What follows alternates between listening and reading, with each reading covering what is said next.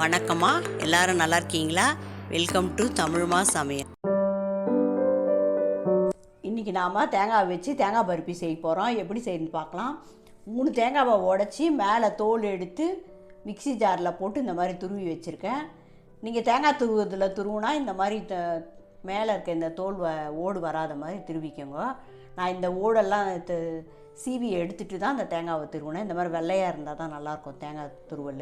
இதுக்கு தேவையான பொருள் 4 பொருள் தான். தேங்காய், கொஞ்சம் நெய், கொஞ்சம் ஏலக்காய் பொடி, சர்க்கரை. 4 பொருள் தான். ஈஸியாக செஞ்சிடலாம் இந்த தேங்காய் பருப்பியை. பெரியவங்கலேருந்து சின்னவங்களுக்கு வரைக்கும் ரொம்ப பிடிக்கும் இந்த தேங்காய் பருப்பி. இப்போ எப்படி செய்யணும்னு பார்க்கலாம். ஸ்டவ் ஆன் பண்ணி கடாயை வச்சிடலாம்.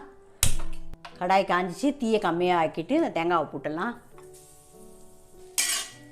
5 நிமிஷம் வதக்கிட்டு அப்புறமா சர்க்கரையை போட்டுடலாம். இதில் தீயை அதிகமாகிட்டிங்கன்னா அடி பிடிச்சா மாதிரி ஆகிடும், கலர் மாறிடும். இதில் 1 கப்பு தேங்காய் துருவல் எடுத்தோம். 1/2 கப்பு சர்க்கரை போட்டுக்கலாம்.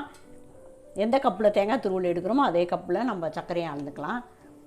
இல்லை ஒரு 1/2 கப் சர்க்கரையை போட்டுடலாம். ஒரு 1/2 ஸ்பூன் ஏலக்காய் பொடி போட்டுக்கலாம். ஏலக்காய் பொடி இல்லைன்னா ஒரு 4 ஏலக்காவை இடித்து போட்டுக்கோங்க. இனிப்பு உரைக்கிறதுக்காக ஒரு சிட்டிகை உப்பு போட்டுக்கலாம். நல்லா ஒரு 15-20 நிமிஷம் இதை அப்படியே கைவிடாமல் கிளறினே இருக்கலாம். தேங்காயெல்லாம் நல்லா வெந்து சர்க்கரைலாம் நல்லா பாகுப்பதம் மாதிரி ஆகி இதுலேயே அப்படியே கட்டியாக வரும். அது வரைக்கும் நம்ம கிளறினே இருக்கலாம். 10 நிமிஷம் ஆகிடுச்சு. 10 நிமிஷமாக அப்படி கைவிடாமல் கிளறினே இருக்கேன். இப்போ 2 ஸ்பூன் நெய் போட்டுக்கலாம்.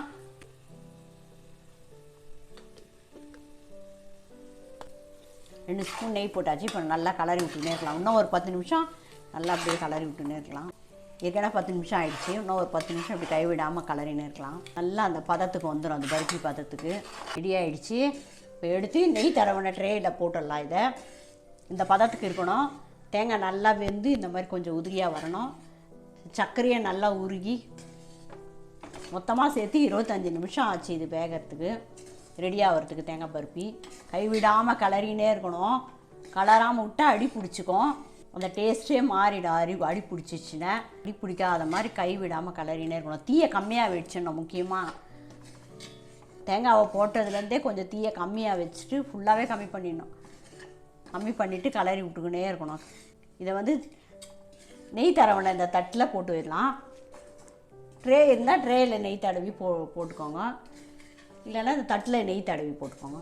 ஸ்டவ் ஆஃப் பண்ணிடலாம். 1/2 மணி நேரம் ஆனவுன்னா நம்ம இதை கட் பண்ணிக்கலாம். நெய் தடவின தட்டில் போட்டாச்சு. இதை அப்படியே அமுக்கி விட்டுடலாம். இப்படி அப்புறம் நம்ம கட் பண்ணிக்கலாம். 1/2 மணி நேரம் அப்படியே ஆறட்டும். ஆறினவுன்னா கட் பண்ணிக்கலாம். எந்த ஷேப்பில் வேணுமோ நீங்கள் அந்த ஷேப்பில் கட் பண்ணிக்கோங்க. அப்படியே ஆறட்டும். 1/2 மணி நேரம் ஆயிடுச்சு. பருப்பி நல்லா ஆறிடுச்சு. இப்போ கட் பண்ணி எடுத்துடலாம். உங்களுக்கு எந்த ஷேப் இஷ்டமோ அந்த ஷேப்பில் கட் பண்ணிக்கோங்க. இந்த ஃபுல்லாக நீட்டாக கோடு போட்டாச்சு. கட் பண்ணியாச்சு. இந்த பக்கம் கட் பண்ணிடலாம்.